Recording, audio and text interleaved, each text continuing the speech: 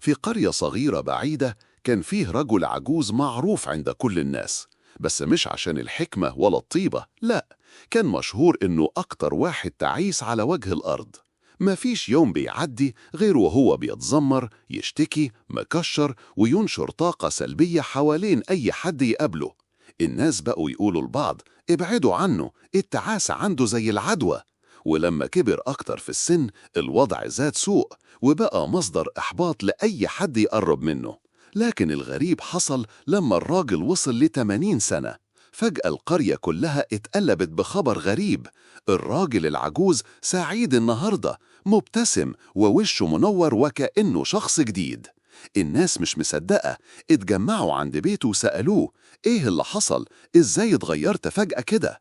العجوز ابتسم وقال بكل هدوء: قضيت 80 سنة من عمري أجري ورا السعادة، وأزعل كل مرة مش بلاقيها، لحد ما فهمت إن السعادة مش هدف تدور عليه، السعادة أسلوب حياة.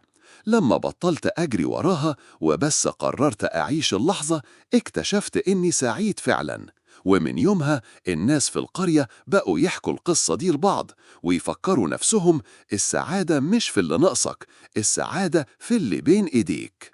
الخاتمة: لو عجبتك القصة دي قولي في التعليقات إيه أكتر حاجة استفدتها منها، واشترك في القناة عشان توصلك قصص تانية ممتعة ومليانة عبر، وفي نفس الوقت تتابع أحدث المنتجات والأدوات اللي ممكن تغير حياتك في البيت.